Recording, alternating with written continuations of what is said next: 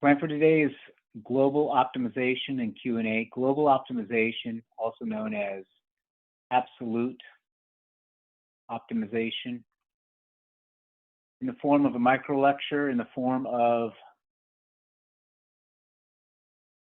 failed ALAs, make good lectures.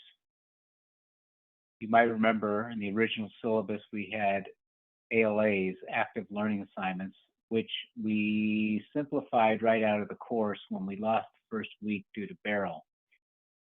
When we put another week on the end of the course to make it the regular length, I did not decide to unsimplify the course by putting ALAs back in. So it's a look at kind of what we would have if there were no Barrel. And so motivating questions for global optimization. What are the differences between finding relative extreme values and global extreme values? Now, the nomenclature is important here. So, relative is usually as opposed to absolute. Sometimes this global is called absolute. So absolute extreme values.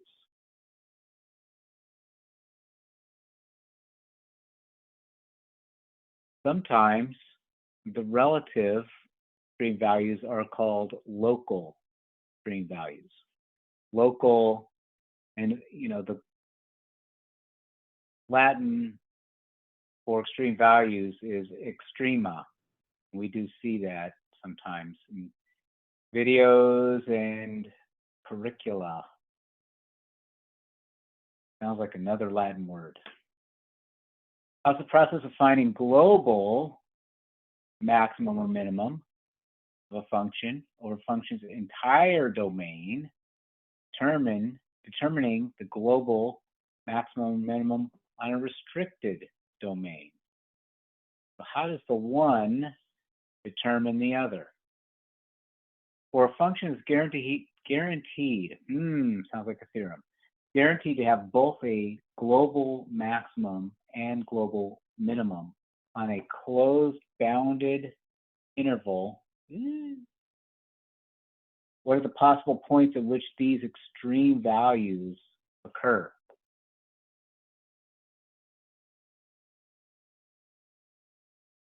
So stuff to keep in mind. There are a few theorems that from early in chapter 3 which are important here. So here's a problem. That f of x equals 2 plus 3 over the quantity 1 plus the square of x plus 1. Determine all of the critical numbers of f. Okay, so critical numbers, what are those? Those are numbers such that the first derivative is equal to 0.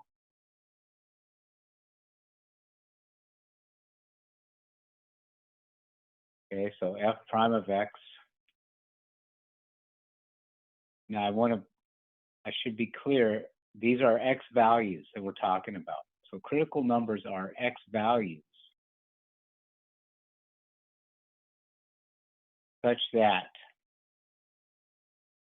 f prime of x is equal to 0. And we picture the horizontal tangent. Or f prime of x does not exist.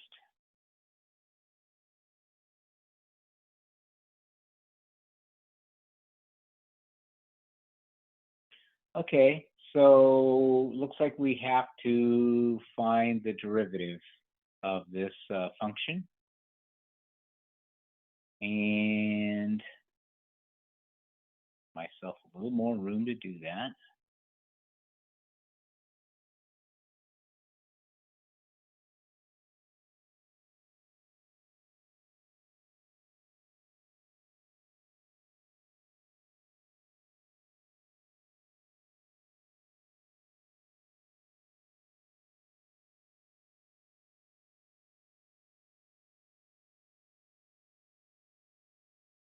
Okay, so let's see.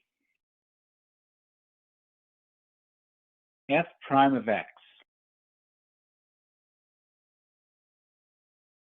is the derivative of 2 plus, now this quotient here, we'll use a negative exponent to write it all in one line. So 3 times the reciprocal of all of this stuff. Reciprocal, or the negative 1 power of the denominator, which is 1 plus the square of x plus 1.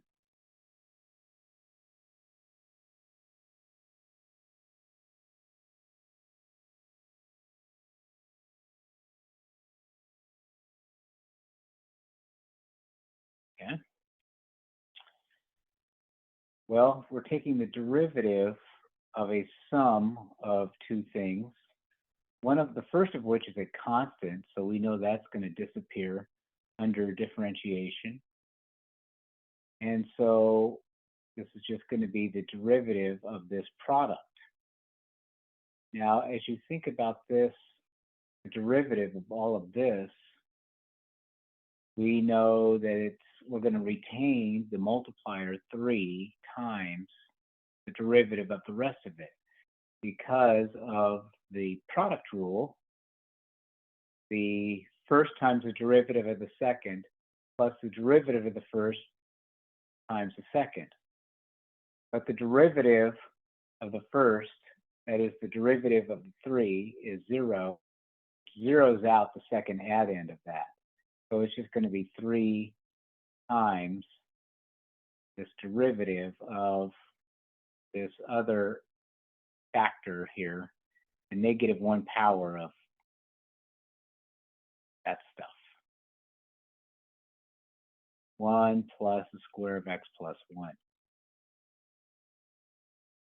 which is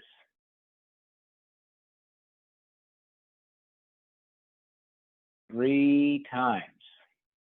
Okay. Now, we have a chain rule because we've got this negative 1 power here. We're going to be differentiating. And so we have to use a chain rule. The derivative of the outside times the derivative of the inside. The derivative of the outside is the exponential with exponent negative 1. So the negative 1 is going to come down here, and then it'll be the negative 2 of the rest of it. So derivative of the outside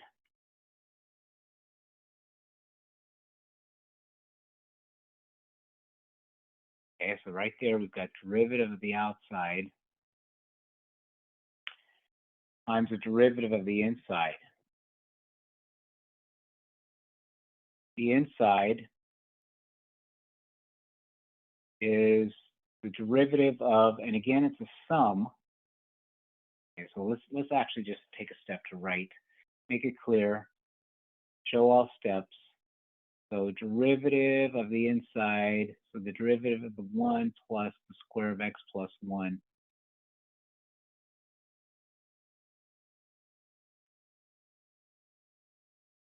Yeah. Okay, cleaning up.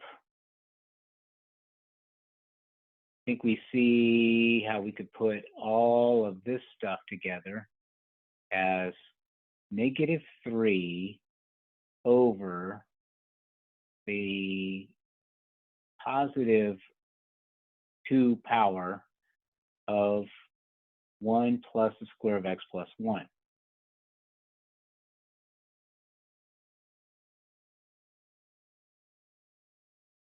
That's the blue part.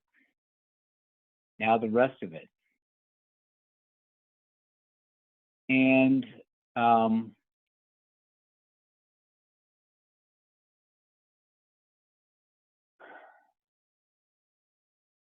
the rest of it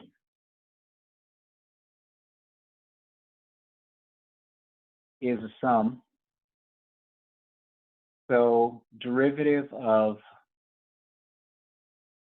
So the 1 is going to go away under differentiation. And we're just taking the derivative of the square of x plus 1. The square of x plus 1, if you multiply x plus 1 and FOIL, it's x squared plus 2x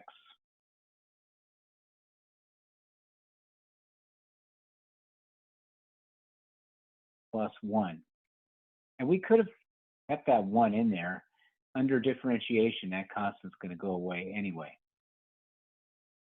-3. We'll just put this derivative in the numerator.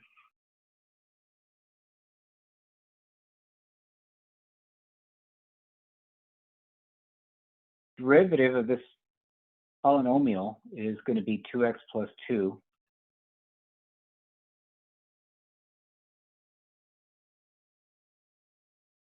Downstairs, we've got this expression. And now let's see. Oh. I need an extra. Yeah. So it's the square of the sum of 1 and the square of x plus 1. Now, let us just clean up the inside of the big parentheses. So the square of what?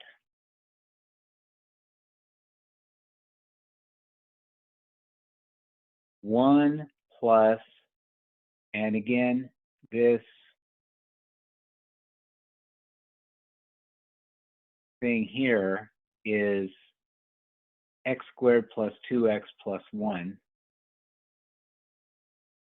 X squared plus 2x plus 1, which is x squared plus 2x plus 2.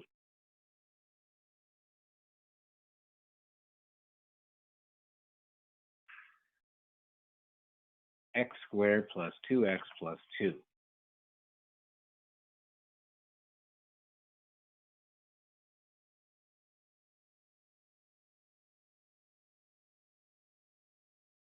Okay. Now, we remember the goal, which was to get the critical numbers of f, which are values of x such that the derivative, the first derivative, is equal to 0, or that the first derivative does not exist. The only way the first derivative could not exist would be for this denominator to become 0, because we have found the first derivative. Okay, this is f prime of x right here.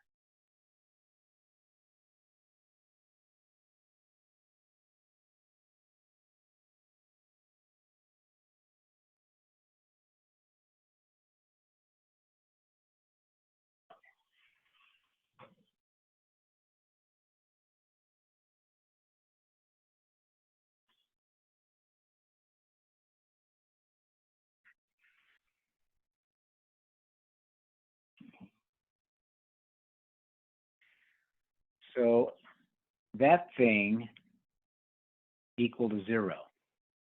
Now, it's equal to 0 basically when the numerator is equal to 0. You have a rational expression, if you have a fraction, how do you make it 0? The way to make it 0 is to have the top be 0 and the bottom be not 0. Right? If you have 0 over something else, that ratio is 0, and that's how you find a value of x. Satisfies the equation. So this is taking the top, -3, 2x plus 2, equal to 0, and we just solve the linear equation 2x plus 2 is equal to 0. Subtract 2 from both sides. 2x equals negative 2. Divide both sides by 2. X equals negative 1. And that's a critical number. That is a critical number of f.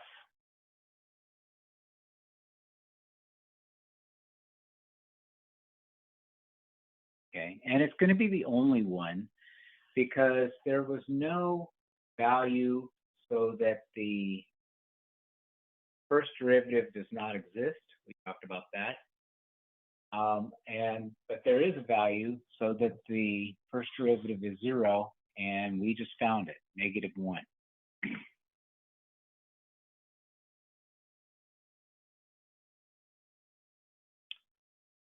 Okay, so let's grab that and move on to the next question.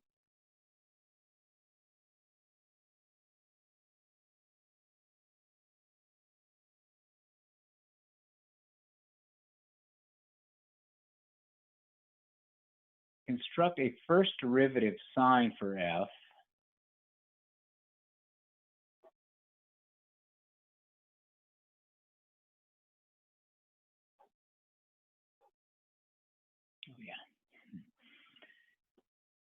first derivative sign for f, and thus determine all intervals on which f is increasing or decreasing.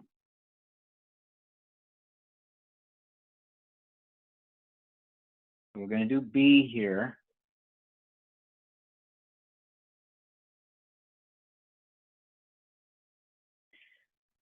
Of course, the intervals are determined by the critical number.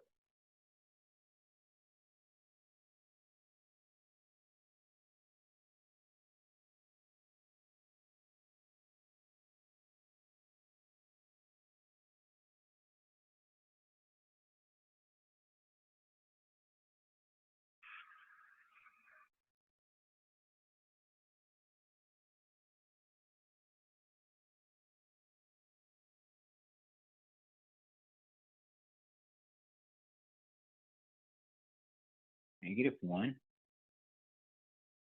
And I like to do it with test points.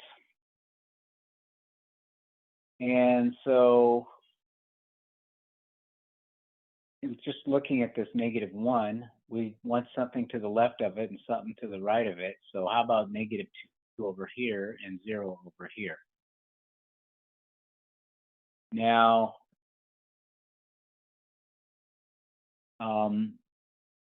the negative 2. Now, it's a first derivative sign chart. And we found the first derivative. Wait, I still have, I know the relevant parts of it, but I still have it here. Boom. Okay. So let's keep this accessible.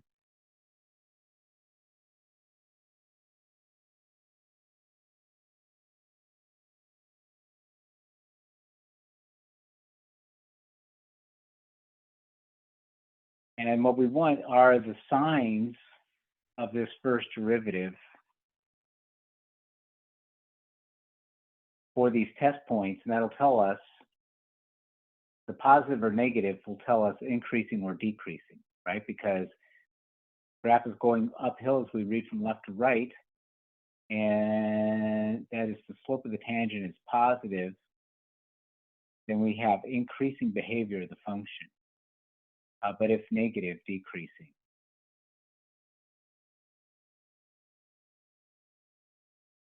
Okay, so sine of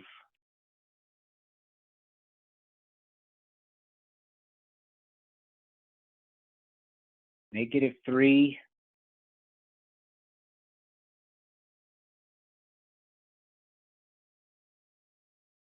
2 times the negative 2 plus 2 all over.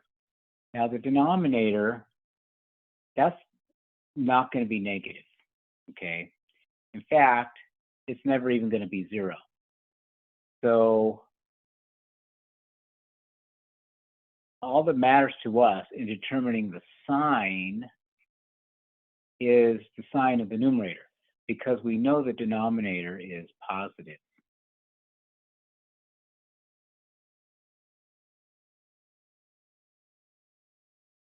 Okay. Now this is -3. All of this here is -4 plus 2, or -2. Negative times a negative is a positive, divided by a positive, which is positive. So we're going to have increasing behavior to the left.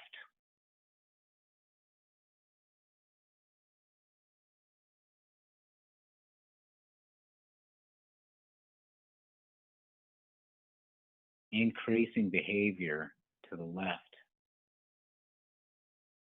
On the right, well, if you took 0 and you put it right there in the derivative, okay, and that leaves you with a +2 on the inside of the parentheses.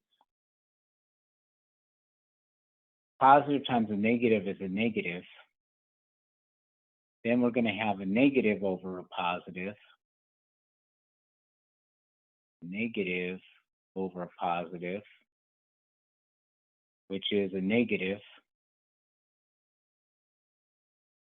So the tangent line, all tangent lines to the right will slope downward, and we're going to have decreasing behavior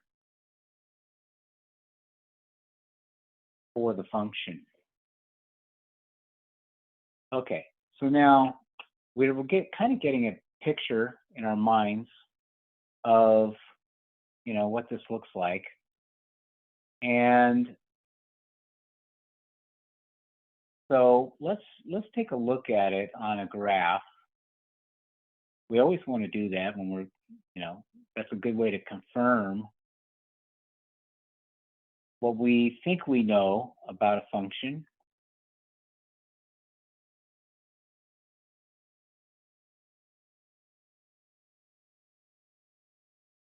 And I happen to have the function here. And so the graph does confirm what we have been saying. We do have the derivative equal to 0.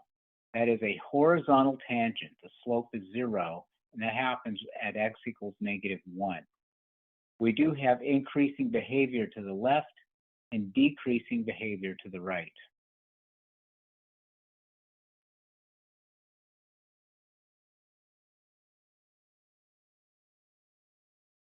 Does f have a global maximum? Okay, so is there a max value? Is there a maximum? Is there a value of what? We're talking about f. Okay, so we're talking about the y value. Is there a y value of the graph that's higher than every other y value of the graph? Now, we just looked at the graph, so we know the answer is yes.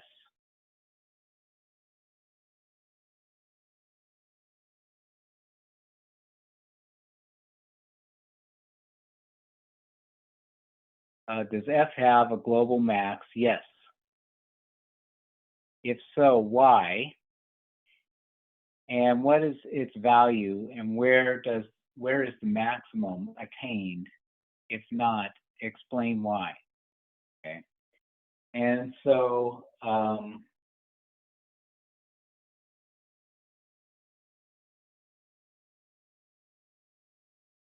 there was, let's type it.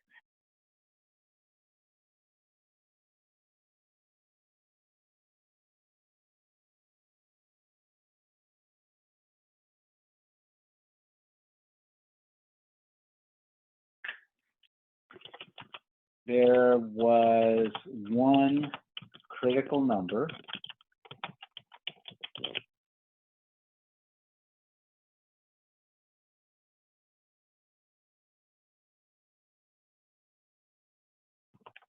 x equals -1.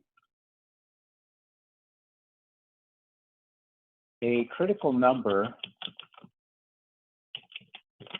for a continuous function, which is roughly a function so that you could graph the whole thing without lifting your pencil from the paper. Of course, there's a rigorous mathematical way to express that. But a critical number for a continuous function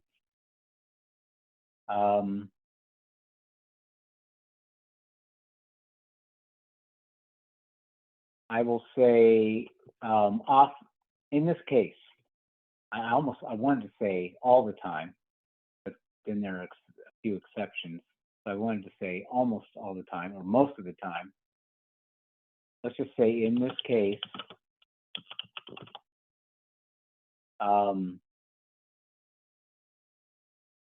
determines a change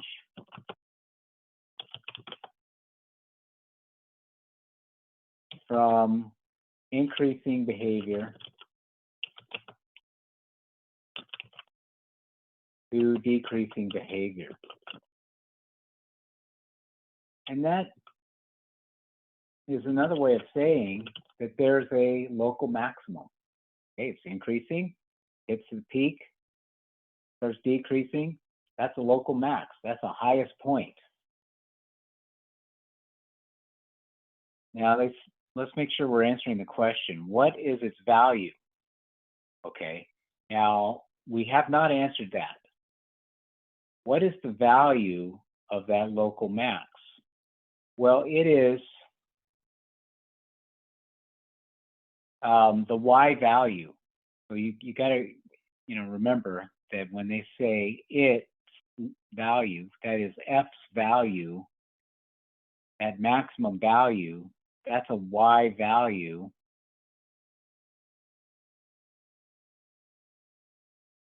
Okay. And we can, there are different ways to figure it out, but the where is actually the best way. The where has to do with the x value, and that is -1.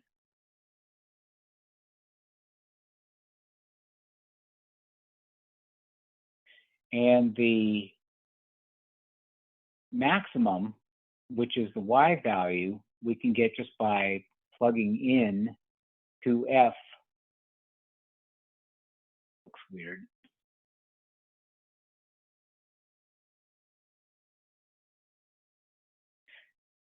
This x equals -1. So the what is the f of -1.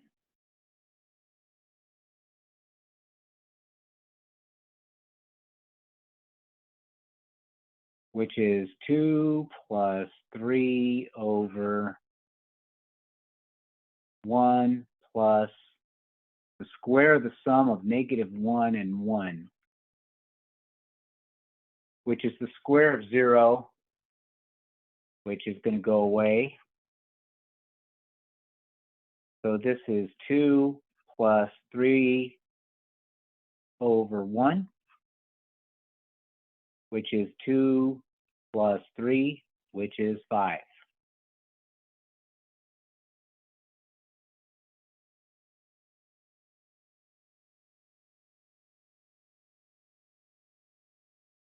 Next question.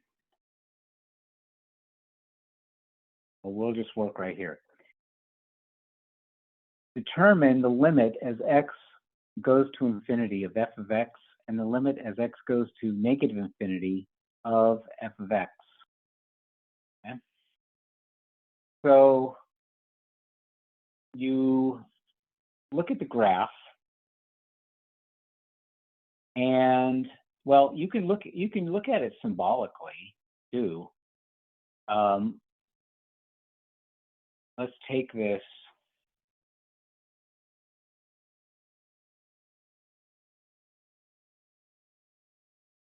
Two plus 3 over. I mean, it's simple because it's algebraic.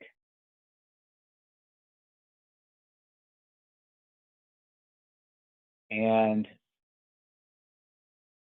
the limit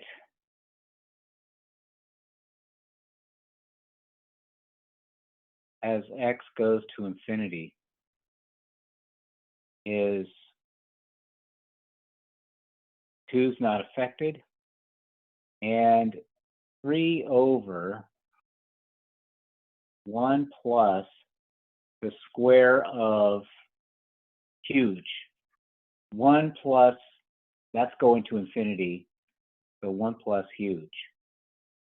Well, that ratio is going to 0, right? 3 over huge and getting huger, going to infinity, that ratio, because you have a finite numerator, is 0. So it's going to be 2. And it's also true that the limit as x goes to negative infinity of f of x, which is all this,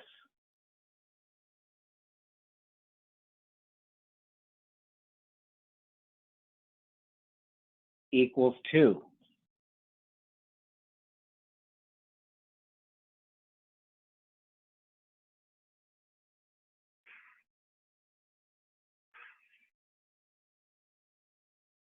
And of course, these facts are going to be confirmed by the graph. You know, there's a line here, and as x gets big and positive and x gets big and negative, this graph is getting closer and closer to 2.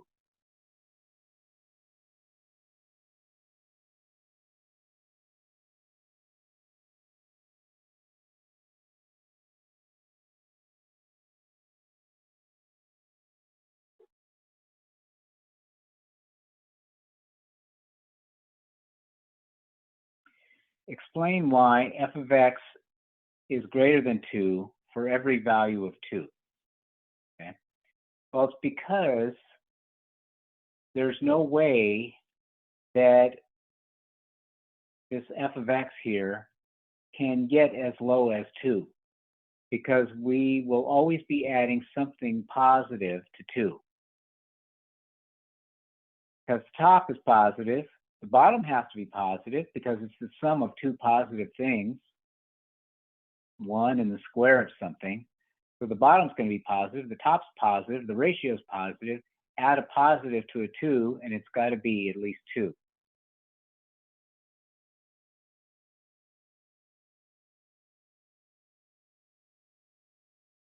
So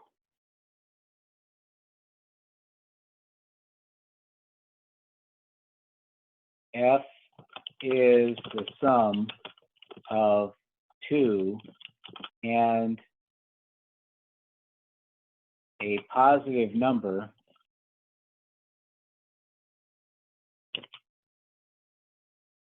always.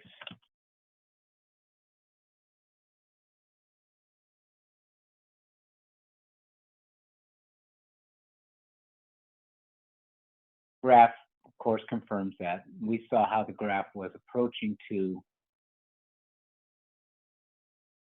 as x gets big and positive and x gets big and negative. We have this entire graph sitting, you know, the entire graph is above the line y equals 2.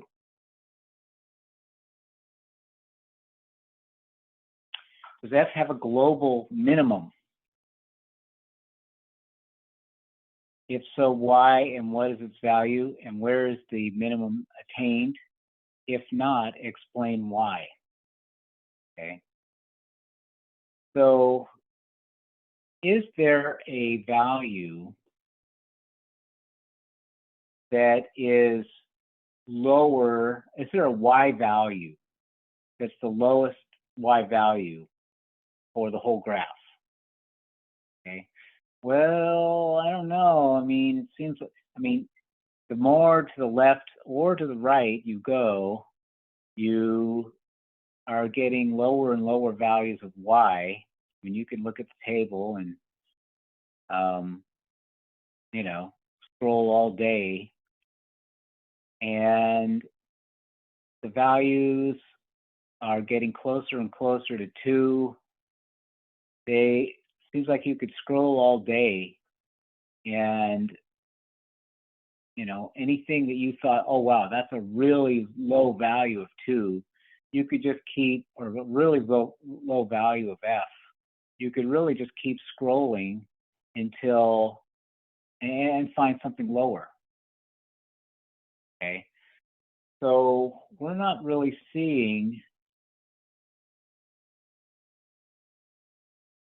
a low value, a lowest value of F.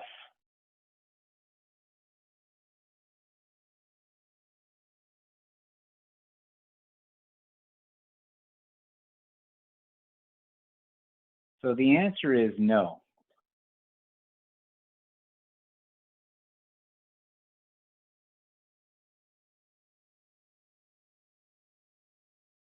No. Okay. Now, it says, if not, explain why.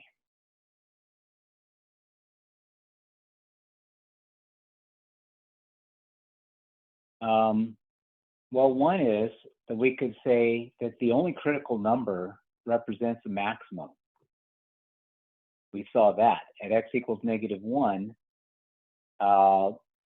That's where we had a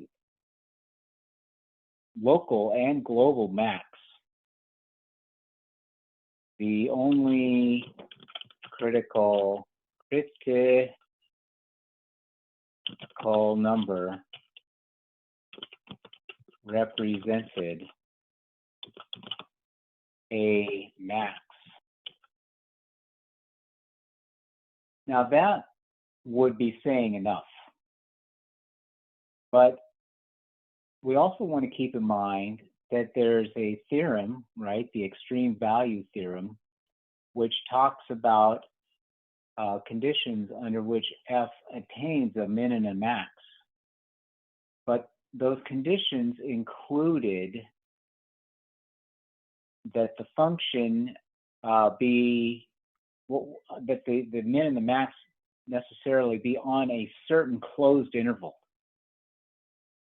So the conditions of the extreme value theorem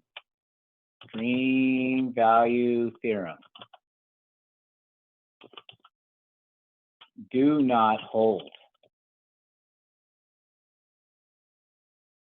And just to look at that extreme value theorem,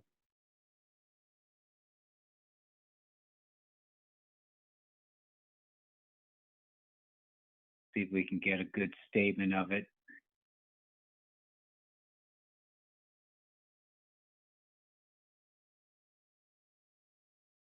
Let's see, extreme value theorem.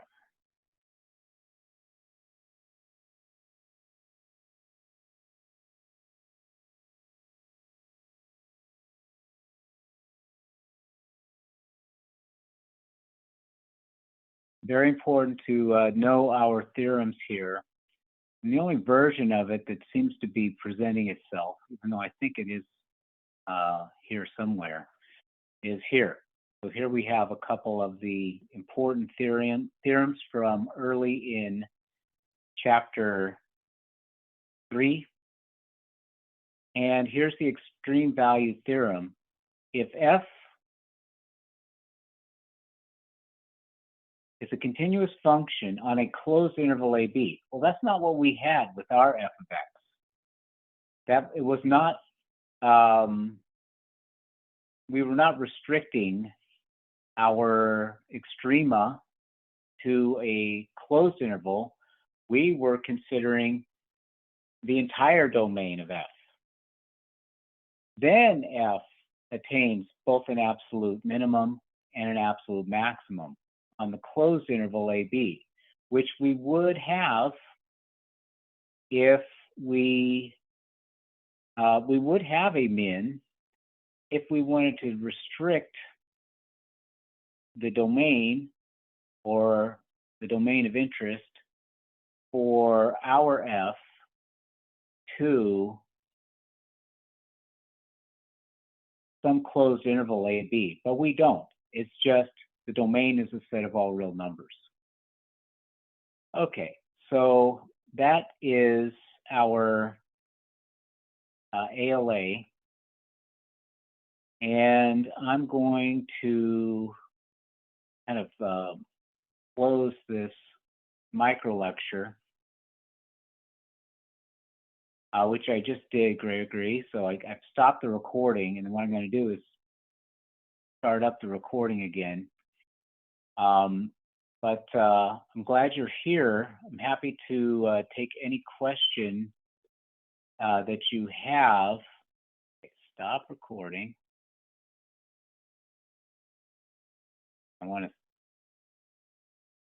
continue recording. This